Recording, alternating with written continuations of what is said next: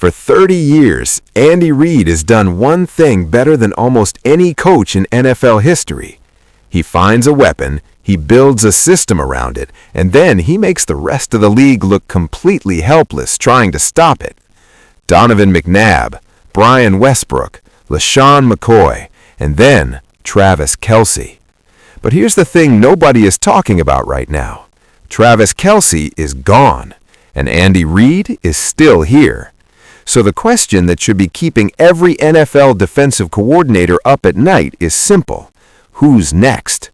Because if history has taught us anything, and it has, Andy Reid doesn't rebuild, he reloads.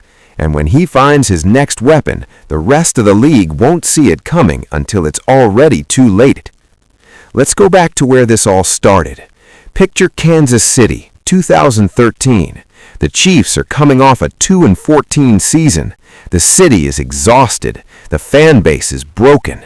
And Andy Reid walks in like a man who already knows the ending of a movie nobody else has seen yet. He inherits a young quarterback named Patrick Mahomes. Well, not yet. That comes later.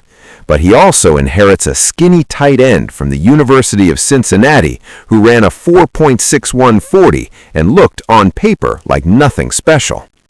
Travis Kelce wasn't supposed to be the guy. He was supposed to be a piece. But Reid saw something. He always sees something. He saw a man who could line up anywhere, in the slot, out wide, in the backfield, on the line of scrimmage, a man with hands so reliable they should have been insured, a man with footwork that belonged to a wide receiver, not a tight end. And so Reid built something around him that the NFL had never quite seen before. He didn't just use Kelce as a receiving tight end. He used him as a quarterback's best friend, a chess piece that could exploit every single coverage known to man. Zone, Kelce finds the soft spot. Man coverage, good luck keeping up with him at the second level. Blitz, now you just took a linebacker out of the box and Kelce is running free down the seam. For over a decade, Travis Kelce wasn't just a player in Andy Reid's offense. He was the offense. And now, he's retired. So here's where it gets really interesting. Because when you look at Andy Reid's history, really look at it, you notice something that most analysts completely miss. Reid doesn't mourn his weapons. He evolves. Every single time a piece of his system walks out the door, he finds a way to make the system more dangerous than it was before. When Westbrook left, Reid didn't cry, he adapted. When McNabb was gone, Reid didn't shrink, he grew. So what does replacing Travis Kelce actually mean for this offense? And more importantly, who on earth could even come close?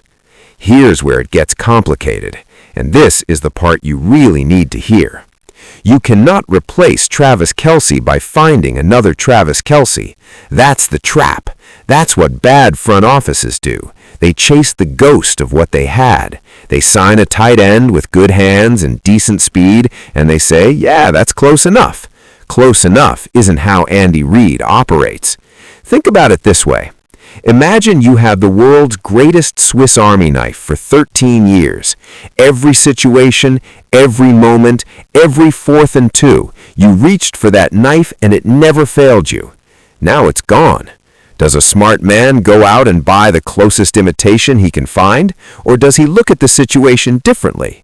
Does he ask, what do I actually need this tool to do? And is there a better way to do it now? That's the question Reid is sitting with right now. And here's what makes this storyline so fascinating. Patrick Mahomes is still there. Let that sink in for a second. Because the thing that made Kelce so extraordinary wasn't just Kelce. It was Kelce and Mahomes. It was the chemistry, the trust, the 1,000 reps they'd taken together until reading each other was as natural as breathing. Mahomes knows where Kelce is going before Kelce even knows it. That's not a skill you teach. That's a relationship you build over years. So whoever steps into that role, and make no mistake, someone has to step into that role. They aren't just replacing a tight end. They're trying to build a brand new relationship with the best quarterback on the planet, in real time, under a Super Bowl microscope. no pressure. Now here's where the names start flying, and stay with me here because this is where it gets really good. Noah Gray is already in that building.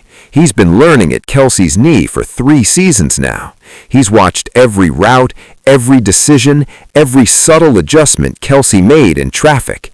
He knows the system, he knows Mahomes, and for 2 years, most of the NFL world barely noticed him, which is exactly the kind of underdog story that Reid has built his entire legacy on. But there's another option that Reid might be considering, and this one is spicy. What if Reid doesn't replace Kelce with a tight end at all? What if the next great weapon is something we haven't accounted for yet?